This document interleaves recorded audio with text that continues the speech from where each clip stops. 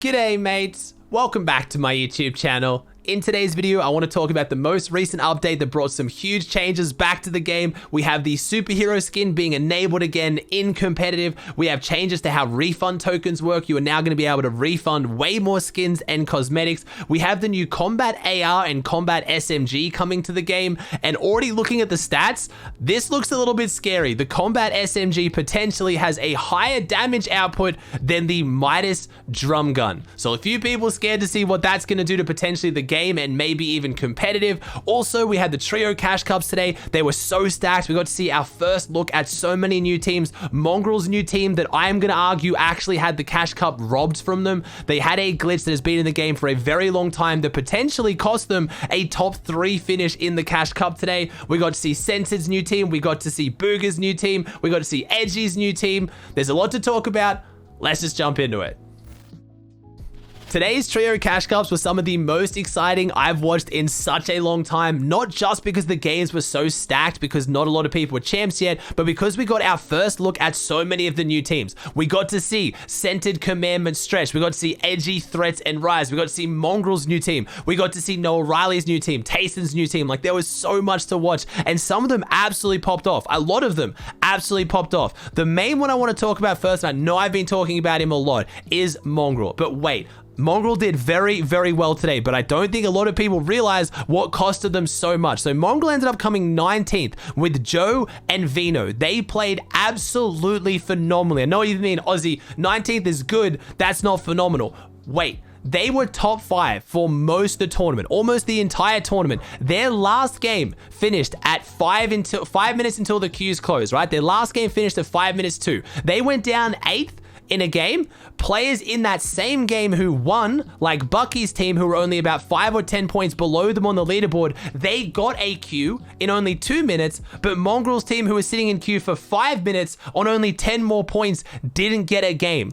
So they didn't get to play out their last game. If you took their point average from the day, which was 22 points, and you added that onto their points, that would have put them at 182, and they would have come second. Again, they could have died on spawn. I know it's a whole bunch of could have, would have, should have. They still did phenomenally, but that is just such an unfortunate way to end what was such a good tournament. It even had Antics, Forziar, and X-Sweeze in that same game. They didn't get a queue either. So because Forziar and Mongraal's teams were doing so well, they were in top 5, the skill-based matchmaking didn't give them a game, but gave everyone else below them on the leaderboard a game and was able to overtake them. The only reason why Forziar's team still won is because they absolutely popped off, and going into that last game, they had such a big point lead. Forziar's team essentially should have won by like even more points. They should have won by about 50 or 60 points if they had another big pop-off game as well. So really, really sad to see out of a team. Again, Mongraal's new team looked phenomenal. I feel like Mongraal finally letting go of this idea of trying to be an IGL and just focusing on fragging like he does best is going to have that team play so phenomenally well. And I think Vino really stepping up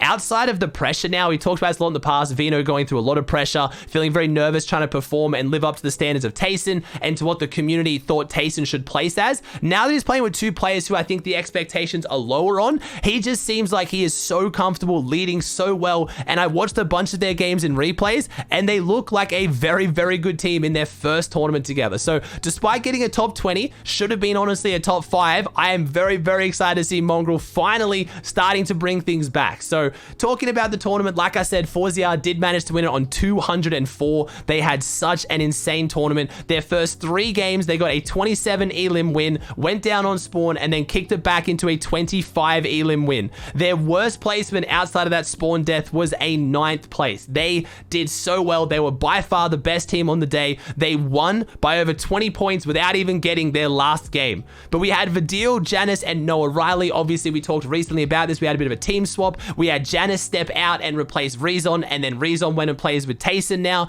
Unfortunately, Tayson, Chapix, and Rezon are not doing anywhere near as well as this swap for Vidil, Noah Riley, and Janice. I believe Tayson's team just came inside top 50. They didn't get inside the money. Actually, no, outside of top 50. Sorry, they came 63rd. They didn't place in the money. So this is a pretty rough tournament start for Tayson's team. We haven't really seen Tayson start a season where in the first, I think, 3 or 4 tournaments hasn't managed to make earnings. That is very surprising for Tayson. So don't know if something's going to go on there. Wait until I talk about NA East. We have a potential another team swap involving Tayson. I'm just predicting it, but we'll see. We had Falix's team team in third. We had Thomas HD and Nas and Queasy just dominating everything in fourth. We managed to have Lazen's team in fifth, Force in sixth, Yarkos in seventh, Mustache Malibuka in eighth. We had a lot of big performances. Unfortunately, after the DreamHack placement yesterday, a lot of people hoping Benji and Dreader and Savage were going to have a huge performance today. They came in 27th, didn't play bad by any means, but didn't have that huge performance they did yesterday. We did have Bucky, Peterbot, and Palbot, which is another member signed to TNG, who is actually, I believe, a West Pro who plays East and West. I think he plays between the two, but without Macwood, Bucky and Peterbot were looking pretty good on NA East. Not saying Macwood's the problem, but it was a good tournament across the board. It was incredibly fun to watch. There was really, really stacked end games, and it showed who is actually starting to shape up, getting ready for FNCS this weekend. Now, NAEs, this is where we saw the huge team swaps. Who was going to come out on top with the new teams? Was it going to be Centered Commandment Stretch? Was it going to be Edgy, Threats, and Rise? Was it going to be Booga, Miro, and Muzz? We got to see all our big teams colliding. It was Man City Threats, NRG, Edgy, and DT Rise. I think a lot of people, myself included, were hyping up Centered Commandment and Stretch as the new team, but Edgy's new team showed up massive. They played 7 games, got 198 points, getting 2 wins. Look at this match history. 20 Elim third, 5 Elim third, 12 Elim win, 7 Elim third, 8 Elim 7th, 13 Elim win, and an 11 Elim 8th. That is an average placement of 3.71 while still managing 11.29 average elims. They looked insane. Big congrats to Edgy's new team. Again, slotted straight in there, really proving a lot of people, myself included, wrong for maybe hyping up Center's team a little bit too much. They still did well, but not quite as well. We had Skittles, Nosh, and Nut in second. We had Illest, Avery, and Chucky in third. Aviv's team in fourth. We had Clicks, Tahi, and Sprite in fifth. They started off the tournament very, very sketchy. They weren't doing too well until they brought it back with a 16 Elim win, 19 Elim win, and 5 Elim win back to back in their last 3 games to get a top 5. We had Me Too's team in 6th, and then we had another new team, Muzz, Miro, and Booga in 7th. Now, this one, obviously, a lot of people had eyes on because a lot of people were going to watch to see, does Muzz live up to the hype? Is Muzz going to fill the shoes of some of the best players in NA East? Or is potentially Booga going to drop him? Like, that is the storyline. Booga is very similar to Tayson in the sense that I've talked about this. He doesn't mess around. If he's not performing well, he'll find someone that does. So I'm sure Muzz went into this feeling the pressure. A lot of the people like myself having high hopes for Muzz were feeling the pressure, and their first 3 games, they were looking scary. They got a 6 Elim 16th, a 1 Elim 28th, and a 10 Elim 21st. So they were way, way down the leaderboard, but they turned it all around. They kicked it back with a 28 Elim win, a 9 Elim 2nd, 5 Elim 9th, 8 Elim 8th, 16 Elim 5th, and then a 6 Elim 6th. They came back top 7, not a ridiculous performance, but still very, very good, doing better than other newly formed teams. Again, Miro and Booga seem to have a really good outlook on this as well. We know what we did wrong. We're going to improve on it. Things are looking good. So it looks like Muzz, Miro, Booga is here to stay. I think they performed well. They could have done a little bit better, but after a shaky start, they really brought it back, and that shows pretty quick developing chemistry. When you start with a brand new team, the first 3 games are the most important. You're not really that comfortable with each other yet. If the vibes go down, it's pretty hard to pick them back up. So I'm very, very impressed with how that team handled themselves. We then had Powerbot's team in 8th, again placing on EU and NA East, and we had Hen, Tayson, and Chapix. So this is what I was alluding to earlier. Despite Tayson not doing too well with his official team, doing far, far better with Hen, Tayson, and Chapix, I don't know, maybe we see a new team formed here. It's just anytime I see Tayson underperforming and then doing really well with someone else, I have to imagine whether there's conversations or talks around playing together as a new team. I would not be surprised at all if we see Hen, Tayson, Chapix, because they are performing far better than what Tayson, Chapix, and Rezon was. So I don't know. We'll see. Hen's found himself on a new team this season as well, so I don't know how cemented he is, but it'll be interesting. We had Snacky's team in 10th, and honestly, like I said, this was such a good tournament, like EU as well. I did want to mention we did have Jampa, Day, and Tragics the last week, back-to-back Cash Cup and Cash Cup extra winners. They came in 15th, didn't have a bad performance. It was their last game. It was a 1 Elim 28th. If they could have turned that into a solid game, they very easily could have won, or at least a top 3 very, very comfortably. The other big one we have to talk about here was Centered, Commandment, and Stretch, the one that had all hopes on them. They came 33rd. They got 152 points. I was watching them. They did look absolutely phenomenal. The last half of the tournament, they started to come off the pace a little bit. They started a lot stronger, got a 32 elim win in their first game. I'm not too concerned though. With three players of that caliber, they were playing together, they were meshing together, they looked really, really strong. I do think they'll be able to turn it around. A lot of pros still, despite this performance, saying they are one of the best teams we've ever seen formed. So I'm excited to see it. I did tell a lot of you guys on the stream, so I want to include in the video here, I was going to do a bit of a kind of guide / demonstration on how so many teams were getting the triple chug cannon. The chug cannon, a lot of people thinking was vaulted, has been abused by a lot of the older people in the community, your kind of rohos and chaps of the scene, people who come up with those crazy smart playstyles, you know, try to narrow that mechanical gap that is maybe, you know, is increasing in their later age. I'm sorry, again, I'm 27. I'm allowed to make the boomer jokes. I'm allowed to call people out for their boomer playstyle. There was a strategy that was allowing you to get a triple chug cannon, one chug cannon for each member of the team consistently every single game. It was utilizing the phone booth quest, because the way they work is they multiply the more you do, and they give gold to every member of the team, not just one. So if you went to any drop spot that has 3 phone booths, for example, you could do one of the main rotations was weather station, caddy corners, then retail row, and then you buy the chug cannon from the hot dog NPC outside lazy. But confirmation just today in the most recent update, the chug cannon has been taken away from the hot dog NPC. It is now officially 100% vaulted, or I believe the only way to get the chug cannon now is from malfunctioning vending machines, but that's not very consistent, and maybe it's vaulted out of that as well. So there is no longer any consistent way to get the chug cannon, so I'm sorry I couldn't hit you with that guide because it's kind of pointless now. So let's talk about this new update. Now, before I talk about the gameplay changes, because they're actually not that much, let's talk about the cosmetic change. I know you're thinking, Aussie, why are you talking about cosmetics? Because this is kind of exciting. Something we've wanted to happen for a long time, or didn't want to happen, depending on where you are. The superhero skins are back in competitive. Also, you now have 3 new refund tokens, and they're gonna refresh every year. You can refund 3 cosmetics every single year. So let's talk about this. Let's start with the superhero skins back in competitive. Do I like this change? No. I was one of the people who was asking for the superhero skins to be fixed or have something changed about them. I didn't say just vault them, and I definitely didn't want them taken away from competitive and people not getting refunds. People got to refund them the first time, but if you didn't get in the first wave of refunds, you didn't get to refund them after that. But they are back in competitive. Now, why do I think they're not the best? One major reason, console players. I love you guys. I'm always looking out for you. The superhero skins on console are especially broken. They are absolutely disgustingly broken. There are photos that I put in a video a while ago where you walk into a room on console because shadows are on and someone has the all black superhero skin. They're literally sitting in a corner and they are 100% invisible. Like, you genuinely can't see them. I'm not being dramatic. They are invisible. On PC, the last cash cup before the superhero skins were vaulted, I made a video about this. 90 players in one of the lobbies that I had replay modes of, out of the 100 were wearing the white superhero skin.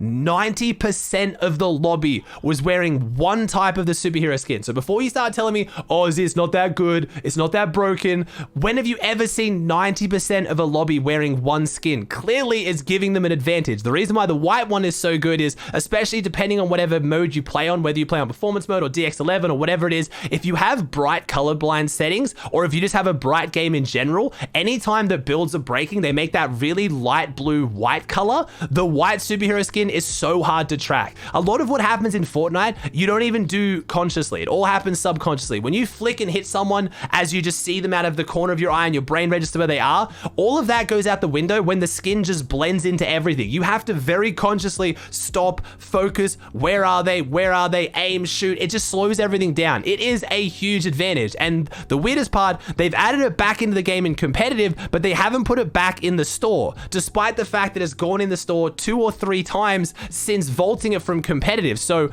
you were selling it to me when I couldn't use it in competitive. Now you've added it back, and in my opinion, it gives a huge advantage. It is one of the best skins to wear in competitive as far as an actual advantage, and now it's not in the store and I can't buy it. So not super happy with the whole superhero skin situation. Some of you guys will, because you love the way it looks. Don't get me wrong, it is super clean. I do love the way it looks. You feel extra good while you're using it. It's a clean skin, but it does give a competitive advantage, and in my opinion, that's not okay.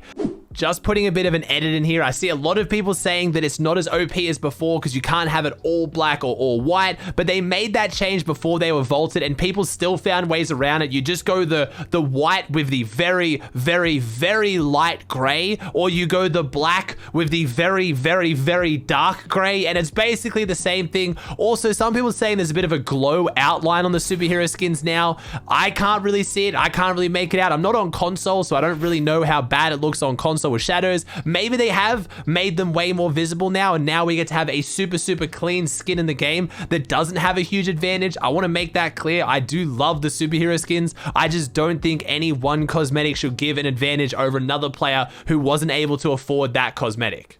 We also have a whole bunch of Halloween cosmetics getting leaked, and they look insane. Some of them look so cool. We've had variants added to skins like Skull Trooper, but you know me, I don't talk about cosmetics too much. I do want to talk about this refund system though. So Epic actually made a blog post about this, saying in cases where you would like to return an item purchased with V-Bucks, you have 3 return requests. If you use one, it'll refresh 365 days following the most recent return request that was refreshed, up to a maximum of 3 return requests. So 3 a year. You can only refund an item purchased with V-Bucks, so not Battle Pass items, and it can only be something you purchased in the last 30 days. But, I mean, I kind of like this. I mean, it's cool by Epic. I'm surprised they're doing it. They're just going to lose money. I don't think Epic has to do this. If you buy something and change your mind, in my opinion, that's kind of your fault. Like, you have to think about things before you buy them. Like, I know there's a lot of kids who play this game, but it's a good way to learn financial responsibility. I mean, the main reason this was added to the game is if you accidentally bought something, which I fully understand, and I guess 3 times a year is maybe fair, but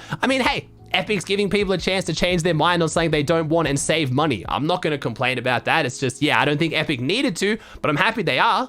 Now let's talk about the actual content updates in the new season. I say that in inverted commas because it's nothing major. The biggest update we've got is the fact that we're going to have the Combat Assault Rifle or the Combat SMG added to the game. It is going to be a gold vote system. They are not both being added. It's going to be just like we had recently with the Rift to Go and the Shockwave Launcher. The community is going to be able to go to the voting boards and vote for whether they want the SMG or the AR. Currently, as of me making this video, the servers have just gone live. They are not in the game. You can't vote on them, but I'm sure that's just a bug and they should be added maybe by the time of this video going live. What are my thoughts on them? So we actually got a blog post describing what they are. So Epic said, what's different about the combat class of weapons? Sporting a tight bullet spread and exceptional power, the combat variants of the assault rifle and SMG are quite a force in expert hands. Just watch out for the kickback. Both the combat assault rifle and combat SMG have a strong recoil that you must tame to get the most out of them. So I like the sound of that. That sounds really cool to me. High damage, tight bullet spread, but big recoil. So what that means is good damage if you have good aim. If you can't control the aim, your recoil kicking all over the place. But if you have good aim and you control the recoil with a tight bullet spread, you'll hit a lot of shots. I find that really, really awesome. But I am scared for one major reason. HypeX actually posted the damage stats of these guns, and a lot of people were talking about how the legendary version of the Combat SMG actually has a higher DPS potential than the Midas drum gun. DPS stands for damage per second, so it's going to put out more damage potentially than the Midas drum gun. That scares me. So vote how you will. I'm going to guess this isn't going to go into competitive. I really hope these guns don't go into competitive, or if they do, they are going to be balanced maybe a bit more than that. Hey, it might be terrible. Maybe the recoil is insane and it's impossible to hit back-to-back shots, so the damage is really high. But if I was going to vote on one of these, and with my gold, I'll probably be going for the Combat Assault Rifle, because I feel like the way you describe that gun having high recoil, tight spread, and a rewarding aim is better for a medium to long distance weapon, where the SMG is an SMG. Like, the whole point of them is just to get close to someone and just spray and hit your shots, you know? Like, it doesn't, I don't know if the recoil is going to affect that much. If I can jump in your box and do more damage than the Midas drum gun, doesn't matter about recoil. I'm gonna have that gun face to face touching you, so I can just spray through. You know what I mean? Like, it's not gonna matter too much about aim. So you can vote how you will. I'm not gonna try to say you should vote for the AR. If you think a super OP SMG sounds fun, go for it. And honestly, I'm expecting the SMG to win, because pub players and casuals love spray weapons because it helps them for people who overbuild. A lot of casuals love the drum gun and love the LMG. That's why the drum gun came back last time we had a vote. So I don't have high hopes for the assault rifle coming back, but either way, I hope they only go into pubs if they are going to be that broken. If they go into competitive, it could be cool to see a new AR in the loot pool. I don't really want to see a new SMG. I already think P90 spawn rate is way too high this season. I swear if I drop a major POI, at least someone I fight on spawn has a P90 somehow. So I guess we'll see, but that is really the only major content update in this update. It was all mostly cosmetics and stuff around Halloween's, the superhero skins, and the refunds. That's basically it. I've just realized a lot of people were pointing this out on social media. I didn't believe it, so I loaded up a game. I sat in Storm, and I can confirm they have changed how much Storm damage does. Now, I'm going to assume this is a bug. Straight out of the gate, I have to imagine that Epic didn't mean to put this in the game, and it's a bug. So, why do I think that? This is a hugely fundamental change to the game. This is one of the biggest changes you can make to Fortnite, and it's not anywhere. So, on the website, they don't give you like extensive patch notes. They don't tell you how much damage each gun's going to do like they used to, but they include the major changes, and it's had all the major changes for the last few updates. They didn't include this anywhere on there.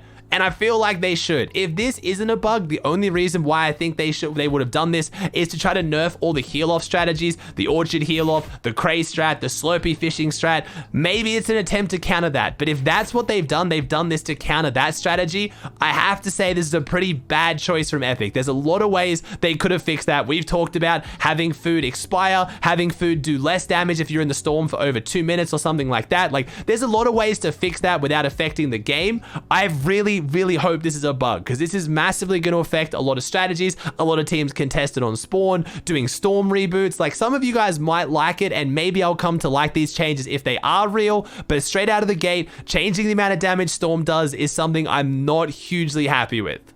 The one big change, and I already talked about this in a video, is the water at Grotto is going down. It is very deliberately going down. A lot of you guys in that video were like, Aussie, I think you're being a bit dramatic, mate. The water's just going down a couple inches. But like I said in that video, it has to be deliberate. There is someone at Epic, there is a developer who is coding the game to make the water drop. Why would they be doing that unless Grotto is going to have some effect on the season? You don't just accidentally have water levels go down in an area, and it keeps happening on every update. So that means they would have had to have accidentally gone into the game and changed something twice in a row.